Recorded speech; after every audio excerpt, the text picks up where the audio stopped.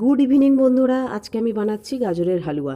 তার জন্য দেখো আমি 4 থেকে 5টে গাজর নিয়ে নিয়েছি এবং গাজরটাকে ভালো করে ধুয়ে তারপরে আমি ছিলে নিয়েছি। ছিলে আমি দুটো করে টুকরো করে নিয়েছি। এবার আমি একটা গ্রেটার নিয়ে নিয়েছি। গ্রেটারে করে ভালো করে আমি গাজরগুলো গ্রেট করে নেব। তো গ্রেটারের ছোট অংশটা দিয়ে আমি গ্রেট করে নিচ্ছি। দেখো গ্রেটারে তো দুটো অংশ থাকে, একটা বড় একটা ছোট। তো আমি এই দেখো ছোট অংশটা দিয়ে গ্রেট করে নিচ্ছি। তো আমার দেখো গাজর সম্পূর্ণটা গ্রেট করা হয়ে গেছে। এবার আমি তা তাওয়া চাপিয়ে দিয়েছি বা প্যান চাপিয়ে দিয়েছি। তো এই প্যানে আমি 3 টেবিল স্পুন মতন ঘি দিয়ে দেব। আর ঘিটা গরম হওয়ার জন্য আমি অপেক্ষা করব। তো দেখো আমি 3 টেবিল চামচ আমি ঘি দিয়ে দিয়েছি আর ঘিটা মোটামুটি গলে এসছে। এবার আমি এর মধ্যে দিয়ে দেব গাজর, মানে গ্রেট করা গাজর। এই গাজরটা দেওয়ার পরই তোমাদেরকে কিন্তু নাড়তে থাকতে হবে ঘিয়ের সঙ্গে, যাতে ভালো করে গাজরটা মানে মিশে যায় আর কি, সেই জন্য নাড়তে থাকতে হবে।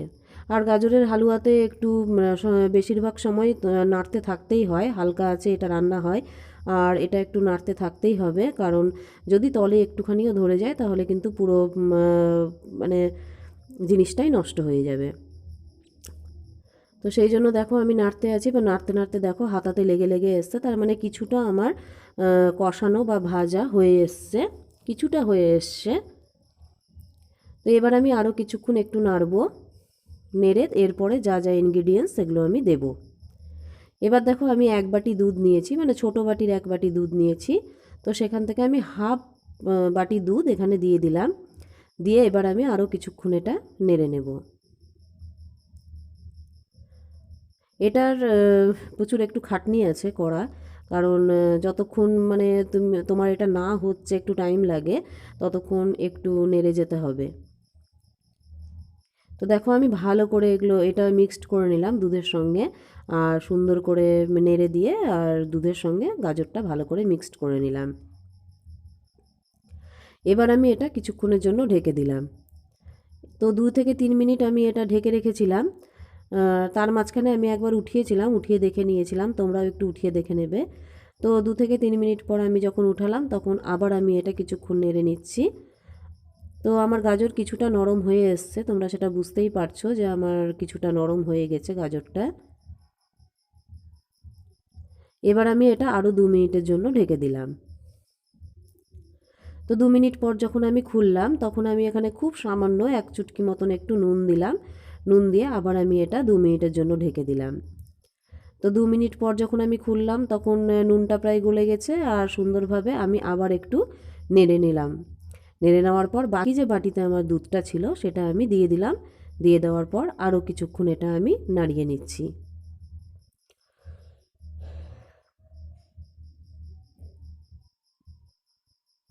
তো বন্ধুরা, কেমন লাগছে আমার ভিডিওগুলো?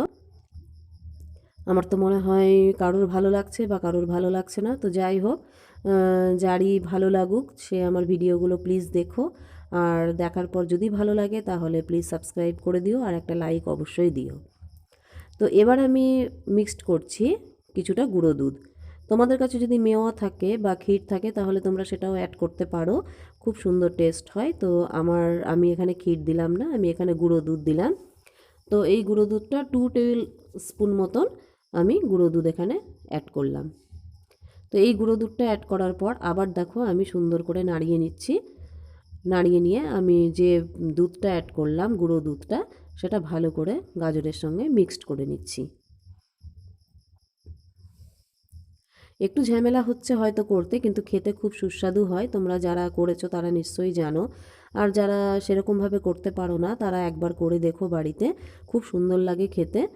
আর যতক্ষণ এটা তুমি নাড়ছো বা নেড়ে যাচ্ছ ততক্ষণ কিন্তু গাজরের ভেতরে যে একটা হালকা মানে একটা ফ্লেভার থাকে, যে ফ্লেভারটা খুব একটা ভালো লাগে না, সেই ফ্লেভারটা কিন্তু আস্তে আস্তে চলে যায়। মানে গাজরের ভিতরে যে একটা গন্ধ থাকে সেটা চলে যায় এই নাড়ার মাধ্যমে, বা যা যা আমি ইনগ্রেডিয়েন্টস মেশাচ্ছি তার মাধ্যমে।